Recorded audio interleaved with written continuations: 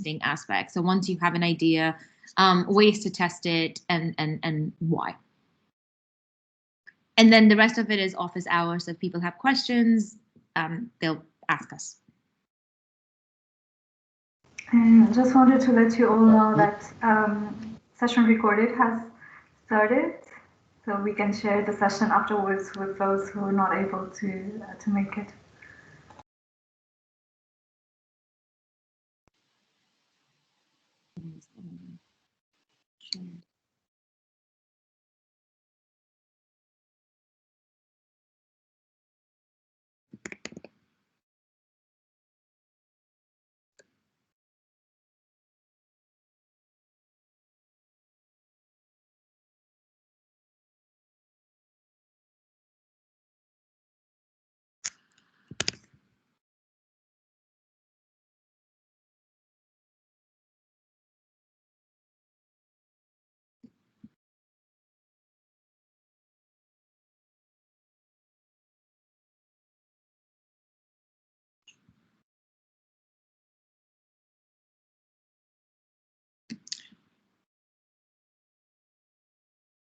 And I'm posting the link here now.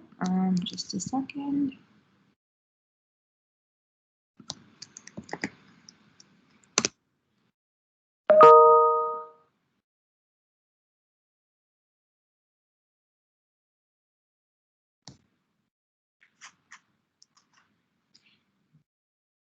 Chris and Will, do you guys have it as well? Can you see the mural? Yeah, we can see it. It's great, thanks. Yep, same pro here. I can see that as well. And it says I added you on there as a member as well, so hopefully it's in the boxes. Should we get started? We have over 50% of the attendees. Yeah, we got 14 people, just in the interest of time. And we can always revisit and reiterate some of the concepts that we go through if more people join. This is meant to be an open session, everyone. So if you have questions, please pause us at any point and let us know if you have certain specific questions around things that you are pursuing or things that you're struggling with as you go through the hackathon. And we'd be more than happy to walk you through that. So I'll get started.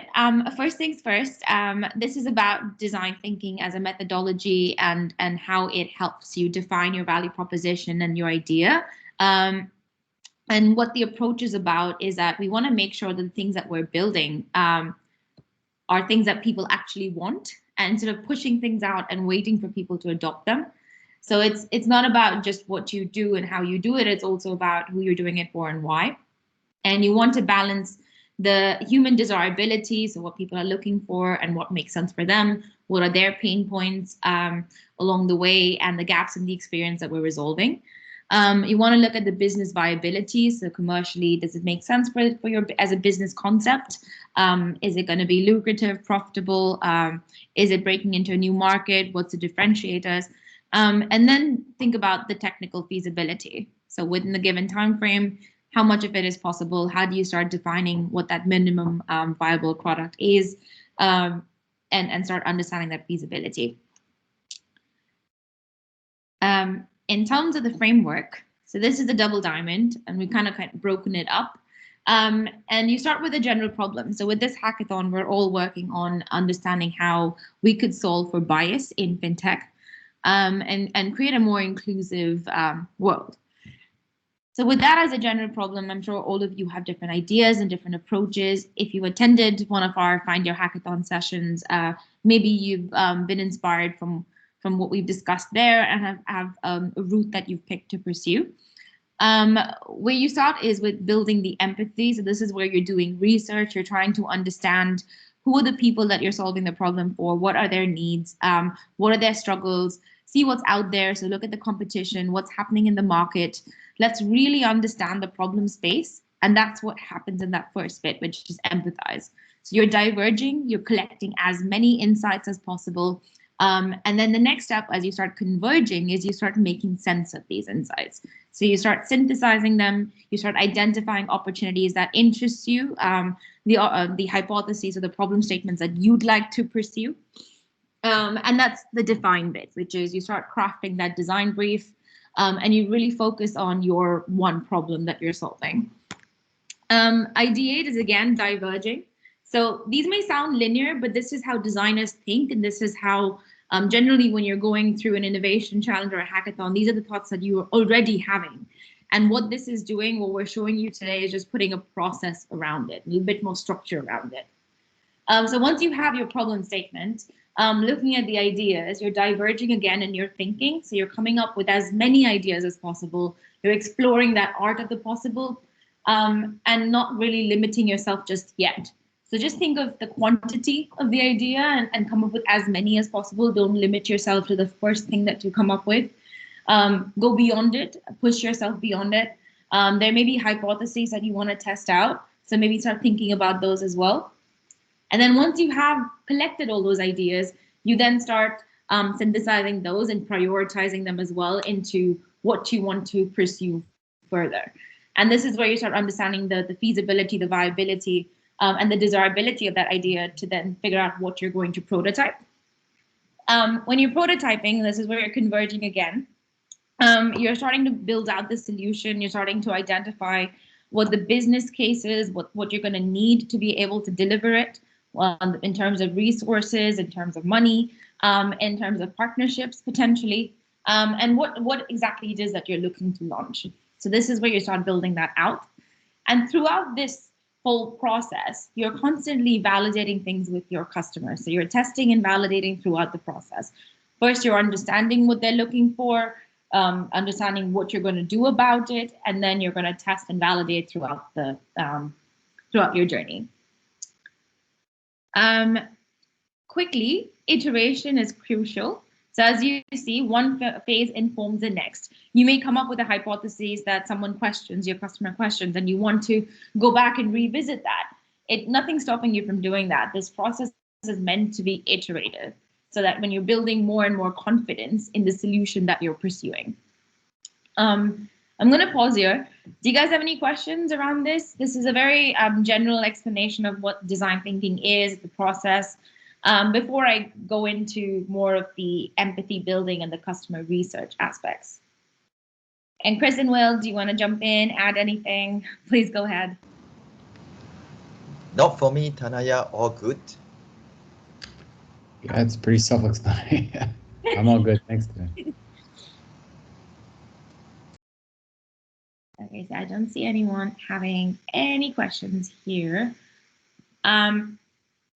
To recap the mindset then, it's about being empathetic. So it's about caring about people, the people that you're designing for or solving the problem for, really understanding their needs and pain points. It's about being curious, asking the why, asking the difficult questions, pursuing different lines of thoughts and hypotheses.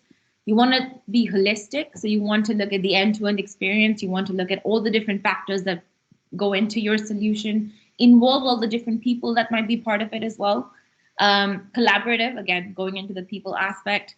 Really reach out. We're open if you have any questions. We also have mentors.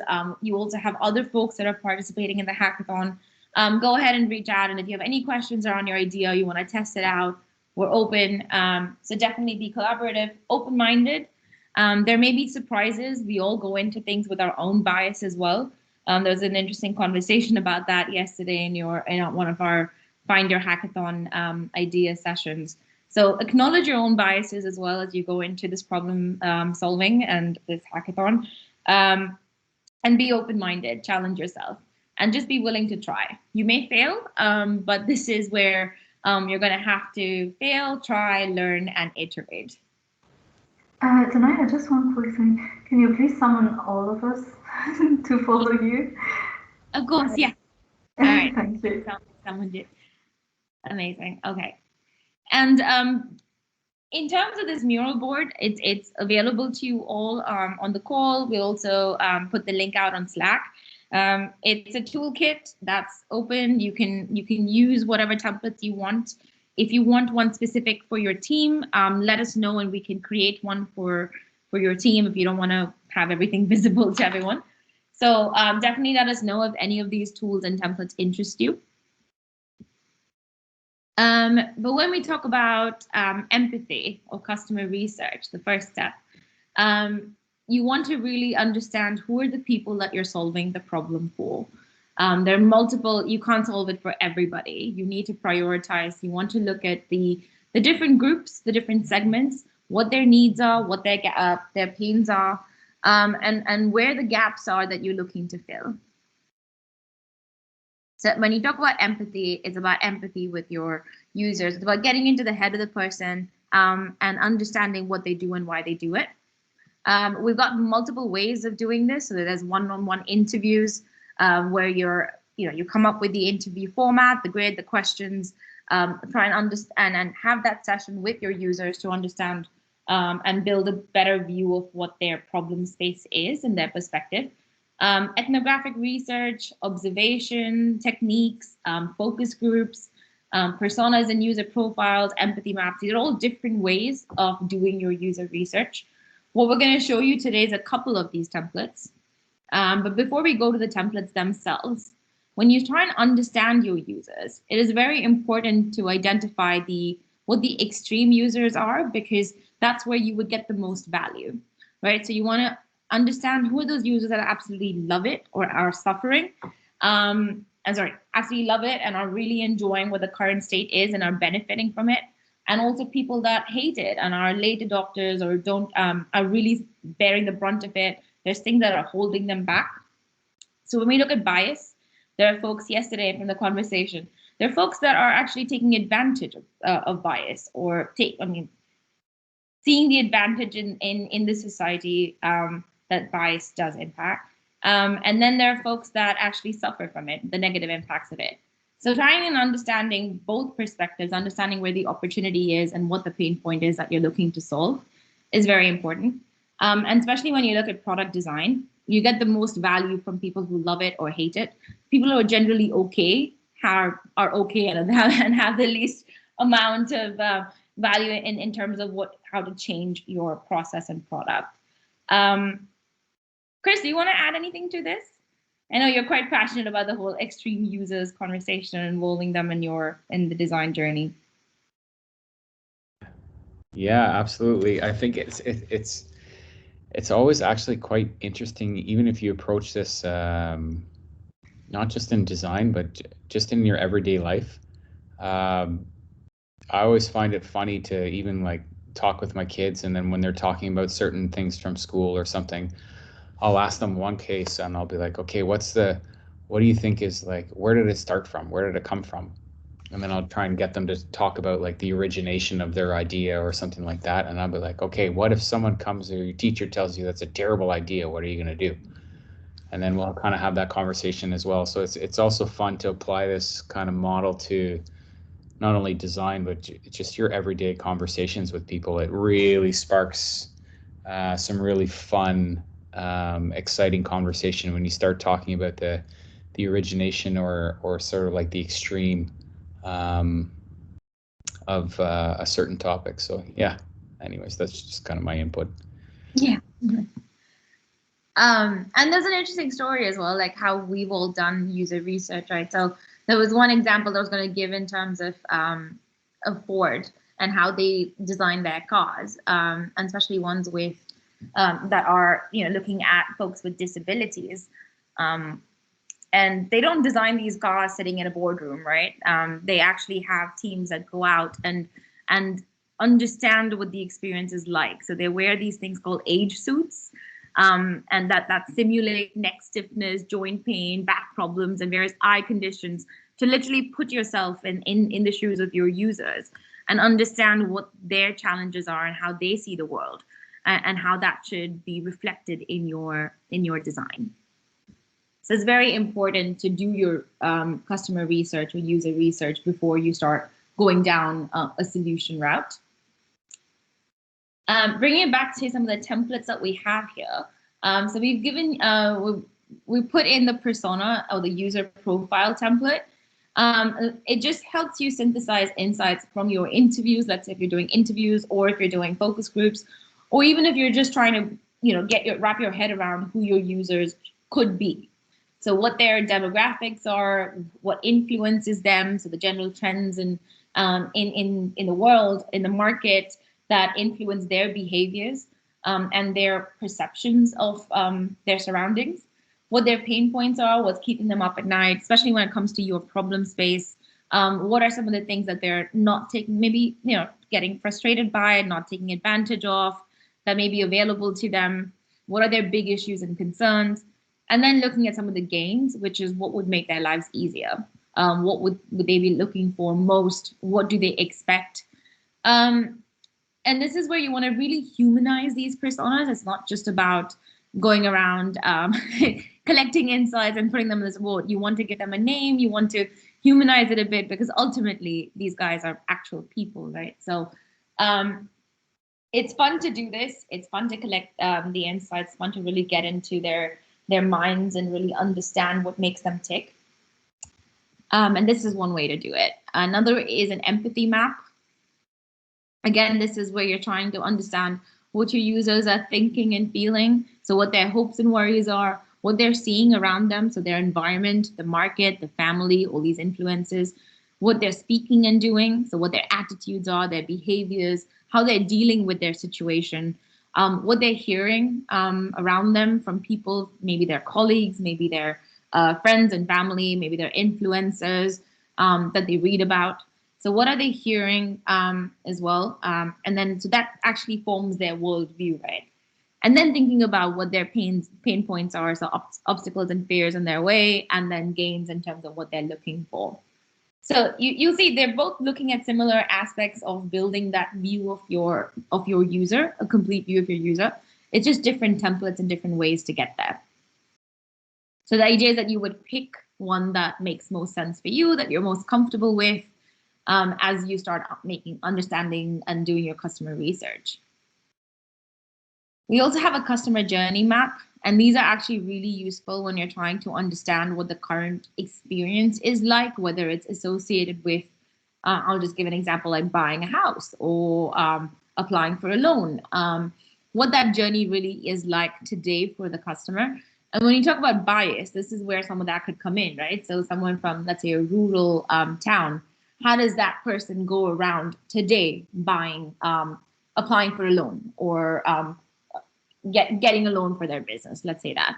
So what are the different stages they have to go through today? What are the pain points? Where is that bias really impacting them? You can start understanding that.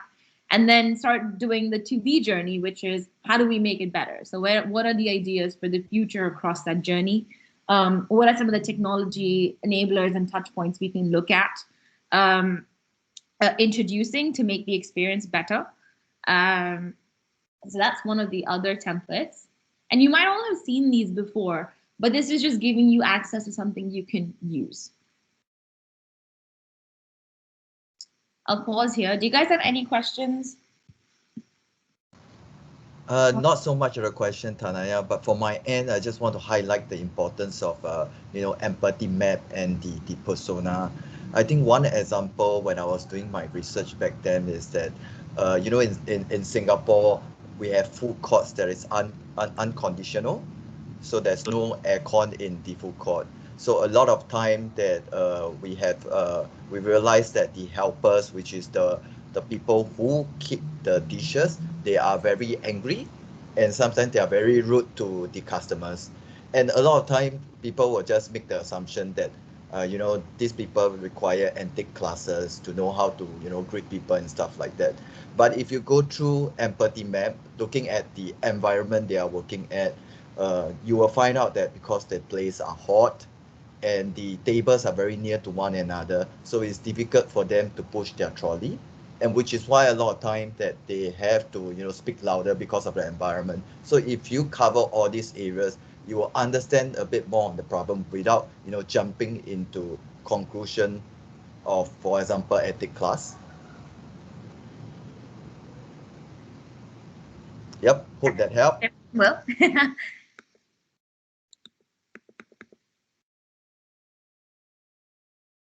Does anyone else have any questions?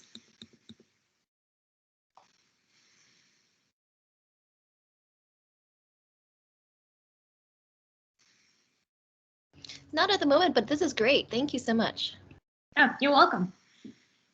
Let me go quickly into the testing as well.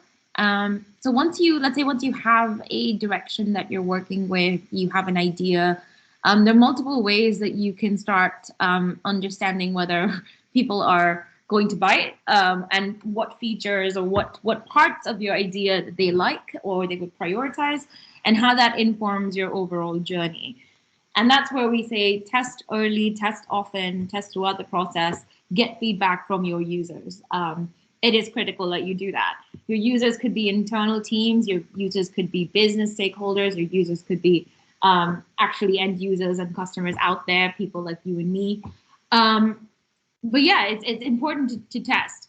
And there are a couple ways you can do that. There's interactive testing, so where you have a prototype in a real environment and you're getting users to test that out. There's a bunch of online there are apps that you can use to be able to do remote testing as well. If it's an actual functional prototype that you're going through, you could do A/B testing and whatnot. There's multiple vendors online that can help you with that.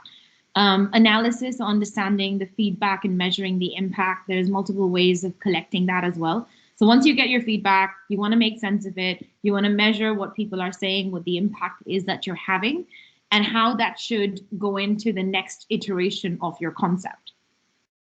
Follow-up testing. So testing isn't something that you just do once, right? You constantly have to do it because you will have gone back, iterated on the idea, and then you want to retest and make sure that you've covered your bases, you've responded to some of the questions they might have had or some of the ideas they might have had, because users also have ideas, right? So it's important to keep that line of communication open. We've provided a quick feedback framework. So when you're having these conversations with your users where you're trying to test out your hypotheses and validate your idea, what they've said in terms of the positives, so their praises, what they've criticized or not liked, so the critic, the questions that they might have had. So it's important to listen, right? You're not a spy, but you want to actively listen to what people are saying. They might ask you questions that actually give you invaluable feedback around your concept. Instead of coming out there and saying, no, I don't like this, they could say things like, I wonder if, or how do I get here? And this is all important things that you should be paying attention to and listening to. And then they may also have ideas of their own, which could be interesting, things that you might not have thought of. So how do you document those as those items as well? And I am going to pause here. So these are all the templates that are available to you guys. Do you have any questions around any of these templates, how to use them, other questions around your user research and what you're doing?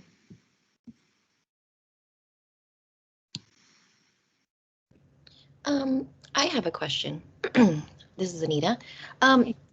In terms of for the hackathon project, I mean, are you expecting hackathon participants to be going through this entire process, or is this just more general kind of product design process that you're teaching? Yeah, so one of the judging criteria is desirability, right? So it is about understanding the people that you're designing that solution for. So this is just to help people do that. We're not expecting that if you don't use this template, you will lose or the points will be deducted. It's not about that. It's just this might help you to do your research. These templates might help you to collect your research and make sure that what you're doing is desirable to your end users. Does that make sense? Yeah, great. Thank you.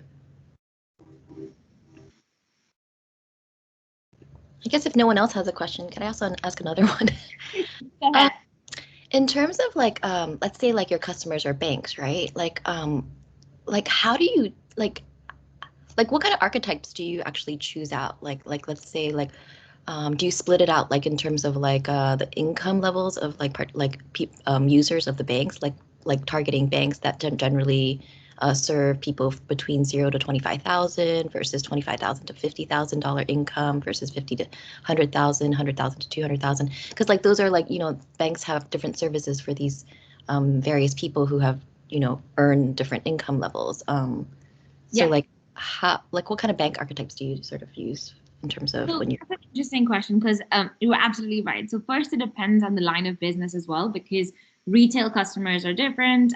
Large corporates or corporate banking customers are different, right? So within that, then let's first pick an area that you want to focus on, a line of business potentially. And let's say if we go within corporate banking, then even within corporate banking, you've got from the SMEs to you've got large corporate. There's a huge, they're the big bands, right? So then within those, let's say, which one do you want to prioritize from the business point of view? We start there. The conversation starts there. So we work with the heads of lines of business. We work with their customer success teams to identify which one of their customer segments do they want to prioritize based on the value that they bring, but also the pain that they're experiencing today. So strategically work with the customer to identify, and when I say customer is the bank, to identify which part of their segments within that specific line of business we should target. And then understand, okay, even within that segment, what are the different bands? What are the different demographics? Because for example, I'll give you an mid corporates for a large bank can go anywhere from 5 million in annual turnover for that business to 50 million. Now that's huge.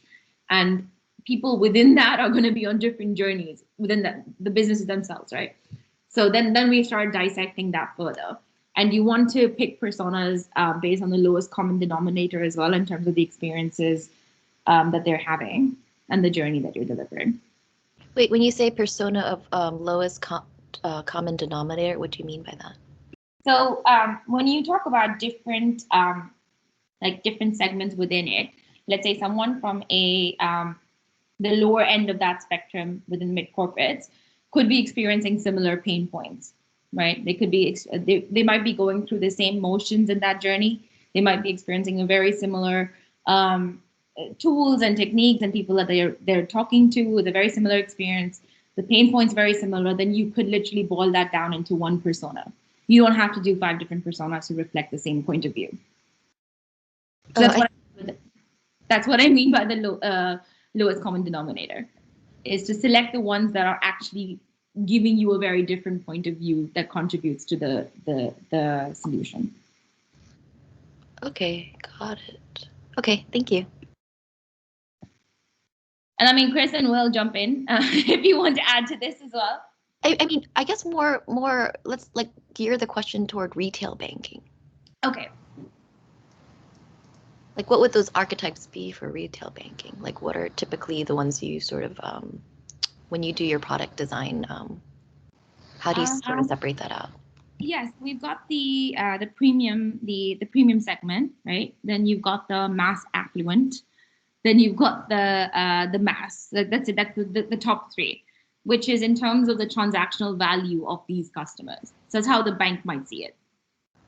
So it's not about your personal income, but it's the value that you bring to the bank. So how much do you hold in your accounts? Just to also add on to Tanaya's point is that from a retail side of things, I think the other thing we also look at could be the age group. I think the different age group also have different way of, experience with the bank. For example, the younger one might, fully digital. The aging one, the one that is older, might, still prefer, going to the bank. So that could be a segment. I think the secondary might also look into the net worth, because they might have, looking for different product based on their net worth. Those are higher net worth looking for investment products, and lower net worth by looking for a more general, banking services. Yeah, absolutely. Okay, so like you have 3 markets: mass affluent, premium, and then the mass market. You said, and then Willis also said think about it as terms of age group and as well as net worth in terms of how much they can invest. Yes. Okay, so mass is the 3rd category for mass affluent, premium, and mass. Mass, you mean everybody else, right? Everybody else, yes. Mass affluent is a separate thing, and then there's the premium segment, and then you have the private banking as well, which I'm not even going into because that's wholly different. But yeah, within just the retail space, when you talk about basic services, let's talk about like, you know, going to the branch, getting your accounts, the basic stuff. You'd have like, let's say these three segments on the whole, but within those you'd have the different age demographics. It depends on the lens you want to use as well, right? So if the bank says I want to launch this proposition in terms of the markets as China, the US, and maybe Brazil, then we need to make sure that we're picking personas from these different markets as well, because the market nuances also inform their experience and their expectations. What is the prime market for the US for retail banking? Like, what is, you know, ones that you are really interested in targeting? I think for us, it's been interesting to speak to the community markets as well, because like that's where some of the gaps are in their services and what they're looking to do. So for Finastra, at least I can say that we're in the US, we are very interested in the community markets and understanding what's going on there and what can be done to help improve that, the services, the digital services there. Is that part of your social impact kind of mission? Is that why? Not just social impact, it's also been part of the business as well in terms of their digital needs. Because if you look at the bigger, like the East and the West, if you look at like the San Francisco, New York, they're very saturated in what's available to them, right? In the community markets, you find people that are still interested in going to the branches. They still like to go and have a conversation. It's very community driven. Okay, so you're interested in how do you upscale these community banks to digital products, pretty much, or just get them you know, synced with like the digital sphere, I guess, right? Yeah, but also because it has with the bigger banks and bigger, it's also that you're bypassing the legacy, right? They're not already providing these things that might be new to them, so you can start building new and better. Okay, so they're like a blank canvas for you. Yeah, at times definitely, because they might not even have some of these propositions, right? So you're really helping them to reach out to their communities and offer these new services, because digital is still new in these areas. Okay, I think Saeed or SAID had a question. Their hand was up. Yeah, go. Yes. Hi. My name is Said. I'm from Amsterdam, the Netherlands. I had a question about how long does the project, or let's say, how long does it take from the beginning, from the first step from empathy or defining a problem until coming up with a prototype or coming up with a product in this case? How long does it take?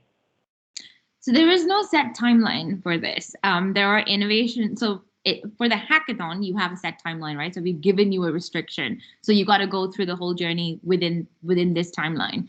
And there are hackathons, or there are innovation challenges that last 48 hours, and you're going through all of this in 48 hours. I've also done projects where we do this over 6 months. So it just depends on your situation and context. There is no set timeline for this. All right. Thank you very much. Thanks.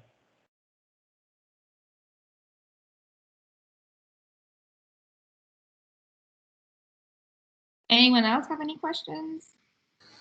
I have a quick question. So, sorry, should I go? Yeah, go ahead. Okay. What should the final deliverable look like for this project? Should it be an app, or should it be a video of like the value proposition, or yeah, what's like the ideal deliverable?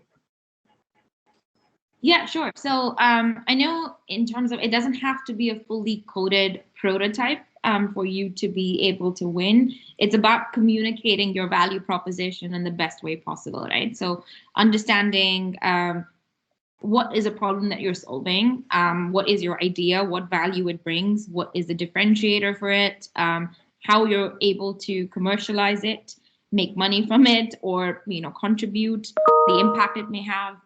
So all of that goes into the judging, but the submission itself is a presentation, like a pitch, and a video. So, Awesome. Thank you. And it's supported by like screens or low fidelity prototypes. That's an added bonus. Okay, gotcha. Okay, thank you. Yeah. Shireen, do you want to add anything to that, or did I cover it? Yeah, you've covered it. Okay. Thank you. Do you want to give them any other feedback on the judging and the expectation around that? Yeah, so what's really important on the judging, on the submission, on the hackathon project submission, is really to keep in mind all of these tools that Tanaya and the team are sharing. What happens quite often is that during a hackathon we focus so much on the solution we're building and how the technology is working and then how awesome it is and trying to impress with that aspect. But it's really important to step back, use some of these tools, and think of like the customer's perspective. What problem are you solving for? What solution you're bringing? And then just at the end, you can share a bit about the technology and what you've done there. But first, start with the reason why you built this, what problem is solving, and how it is helping the customer. So I think it's a very important point, and that's something that we see lots of hackathon participants just miss. And that's really what makes the difference between a winning team and just the average submission. So, yeah. And there is one thing that we've added here, which is the high-level business case, which talks to what Shireen is saying, which is not just what your concept is, but who are the people, like who will benefit from it, what resources, thinking through the entire, like holistically about your idea, what assumptions you're making as well, right? Like it's good to acknowledge that from the get.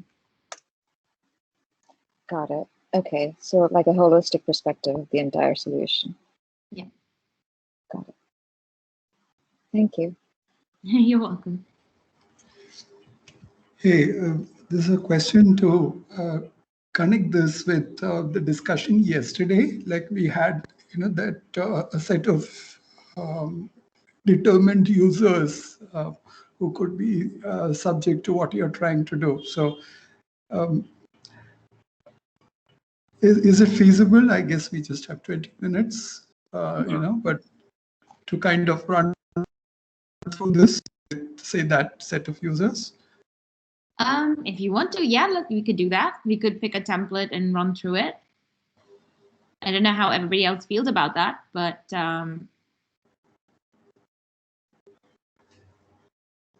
Oh, you mean right now? yeah. Yeah, sure. That'd be amazing. Yeah, okay. Priscilla, so do you want to give us a demographic? Pick one. Pick one profile that we discussed from yesterday. Say, autistic for persons in the US. I'm just throwing something out there. Anybody has a better suggestion, please. Okay. Say an autistic person who's trying to start a small business, right? All right. Okay, so let's describe this user, right? So this person that you're dreaming up, let's talk about him. So how old is he or she? What is their context? So let's describe them a bit. And let's do this as a group, guys. So if anyone wants to feed in, we can give him or her a name later. But where is this person from? And I know here we're making it up, and this is I'm asking you to make up users, but we want them to tie to reality, right? So you'd be doing the research and doing this, but now that we're building out this persona on the go, let's make it up. So maybe this person's from Alabama. Alabama. Okay, Alabama resident. Are you familiar with Alabama at all? Because I'm not, so I don't know what they're able to do. That's true. The only thing I know about Alabama is that there's lots of tornadoes going on right now. Okay. But that's all I know. I know they're an ignored state. Like people really don't like this. The country doesn't really pay much attention to them. So that could be, yeah, they could be suffering from a bias like that, and we want to make it more accessible, and we want to give this person who is autistic, who's trying to start a business, maybe access to more banking services. Right. So Alabama, based in Alabama. Let's start there. How old is this person? 25. Yep, 25 years old. And what are they looking to do? So starting a business, what sort of business? Montessori school. Okay, yeah. How do I even spell that? Montessori school? Yep, sorry. O-R-I. No, yep, after the last S is O-R-I. Oh, not Y. Yep. Yeah, okay. And he or she? She. It's usually a she. All right, so she is, and let's pick a name for her. Malika. Cool. Right, so Malika's from Alabama. She's 25 years old and is interested in starting a Montessori school. In terms of her demographics, so let's talk about her social situation and education. Maybe she's she graduated from college. Mm-hmm. Probably. College, interested in teaching.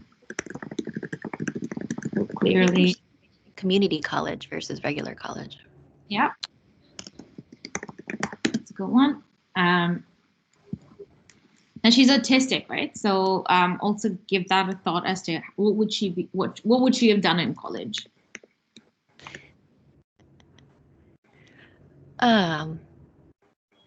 She probably was like really active with like school groups, right?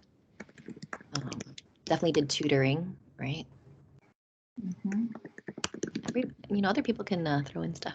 Yeah, guys, it'd be great if other people contributed as well. Come on, help us out here.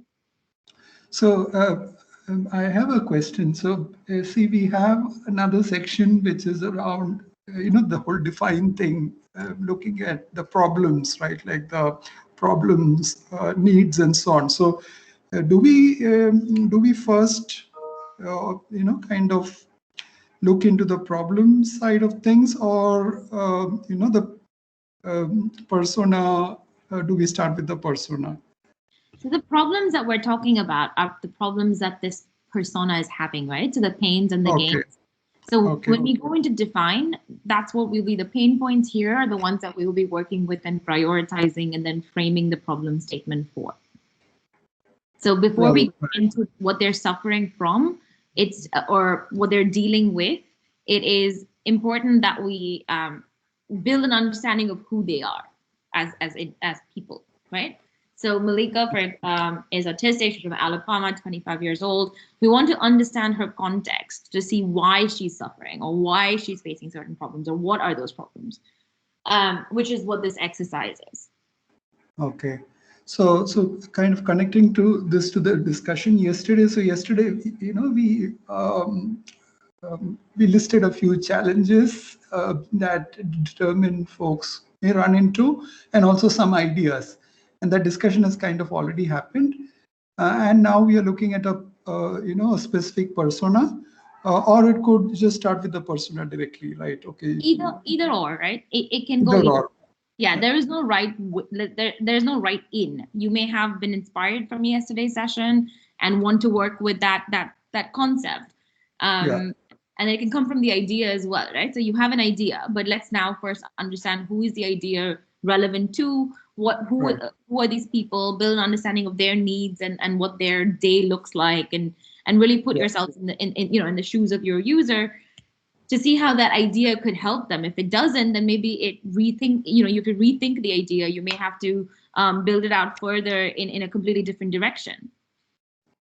So it's just about being flexible. So you can start at any point. You can start with an idea, you can start with a person. Yeah, I definitely encourage you guys to start with the person. So you kind of have the problem already, but do also think about who are you solving. For example, Madhika, it really help us to be more uh, not to jump into conclusion, but look at it as at a bigger picture. Who are we targeting? So a lot of time, within the team, you have conversation and you have your own perception of or assumption, but always think back to the user. Do the user suffer the same thing as you? Probably not. So does your solution really help the user? Yep. So always look at the user perspective. Yeah. So it's very helpful to have that in mind. Right. Yeah, So it's a user-centered design approach, right? So exactly. Yeah. Precisely. And even things that we're talking about here, right? So the fact that Malika is in Alabama and that she's graduated from a community college, we're identifying her context. I know we're making things up, but maybe this is also giving you things that you need to go and research, that you need to go and check, okay, so what is a demographic in Alabama that is today that is autistic? What are the services that are available to them? If they go through college, what is the experience like? What is someone with, I guess, what are some of the accessibility challenges that they might have? So things that you would have to go back and research. I mean, here we're just making it up, but it might give you points that you want to go and think about later. Well, it's almost like designing a product for a very specific person, but by doing that, you come up with revelations that would be useful for others. Exactly. And this is maybe a very specific person, but this specific person or persona represents a segment in society, or represents an opportunity as well, right? So after you do this persona, then how do you expand? Or do you just sort of focus? Well, so we're just doing one, right? So typically in a project, we might have 2 or 3 personas. It depends on what it is that you're looking to do. So I'll give you an example. We had a project where we're looking at an international business banking proposition, and we're looking at 2 demographics. One were businesses that were looking to expand and grow internationally, so expand into different regions. And the others were businesses that were importers, exporters. So they were functioning internationally, but weren't looking at expanding geographically. So very different. Their vision or what they want to do with their business is very different. So we had 2 personas that we worked with.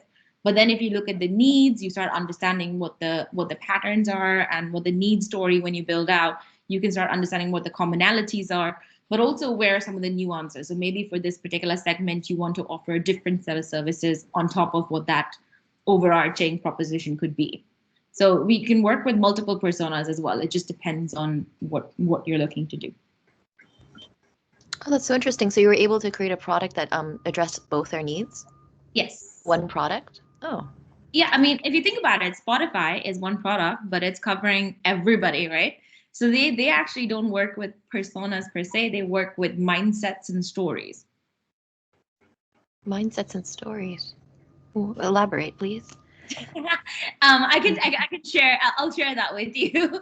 we Okay. can pick it up offline. But because it's such a huge thing that the problem they're solving for is music for everyone, and that's where the struggle is, right? So you imagine the number of personas you'd have to work through, and not everyone. When you start talking about the public, general public, it's very difficult to boil everything down into 10 set archetypes.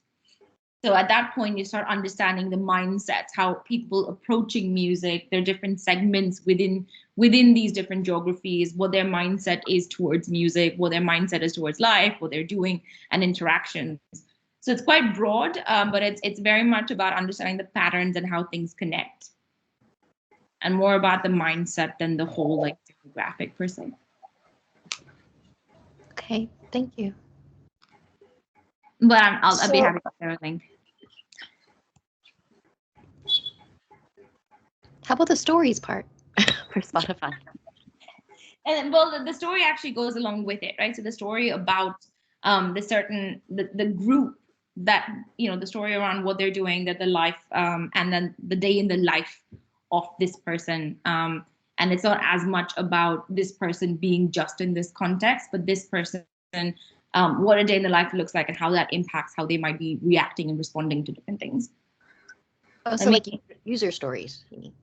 Yeah, well, jobs to be done more than user stories. Jobs to be done? Yeah. So everyone is trying to get something done, right? But they might approach it in different ways. So what the identifying what those jobs to be done across a different spectrum are. So what they're looking to achieve, and then seeing how different mindsets impact how they achieve it, how they go about doing it. Like you may be looking for a song, I may be looking for a song, but how I actually go about looking for a song and my mindset around searching for a song might be very different from yours. Oh, that's really good.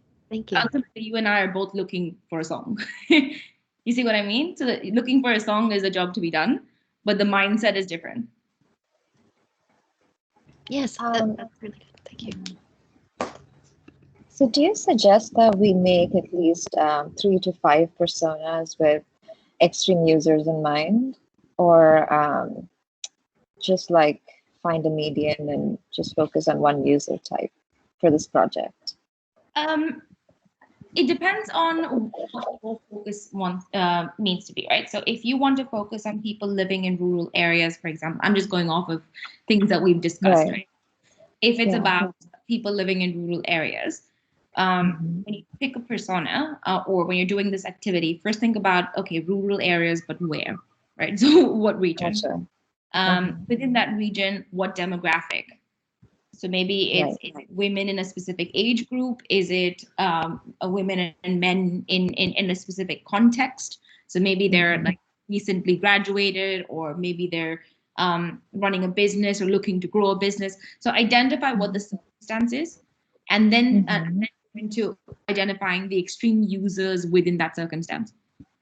Oh, gotcha. Okay. So diverge and then narrow down your ideas. Okay. Yeah. So you're constantly converging. Okay. Gotcha. And if you think about it naturally, you're gathering insights and you're making sense of the insights. And you do that as default, as human beings, we do that on a daily basis. We gather input and we process.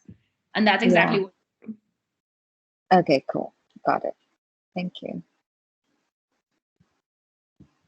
I know we are 3 minutes to time, but guys, we're all mentors as well. So we're accessible on Slack. So if you have any follow-on questions, things you want to share, maybe questions you may have, even if it's like you're starting to develop a persona or maybe an empathy map or doing some sort of customer research and need feedback, definitely reach out to us. We are available on Slack. Has there been any talk about extending the deadline? No, not that I'm aware of. Or Shireen? I'm not aware of any extensions later. So the deadline for submission is the 4th of April, and my guess is this time we'll stick to the deadline. Okay, thank you.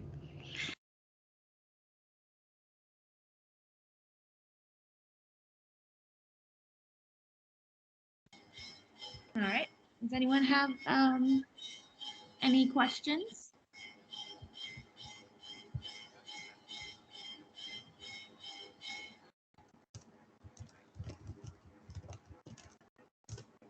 Thank you.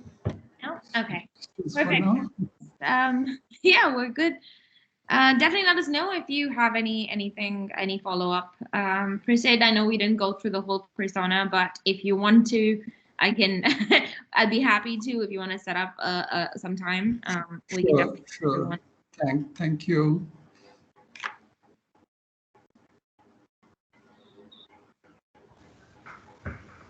Cool. Thanks a lot, Tanaya, Will, and Chris. That was a very good session. Thanks, Shireen. Thank you, guys. Thanks for attending, and we'll see you. Thank you so much. Thanks. Bye. Bye. Bye.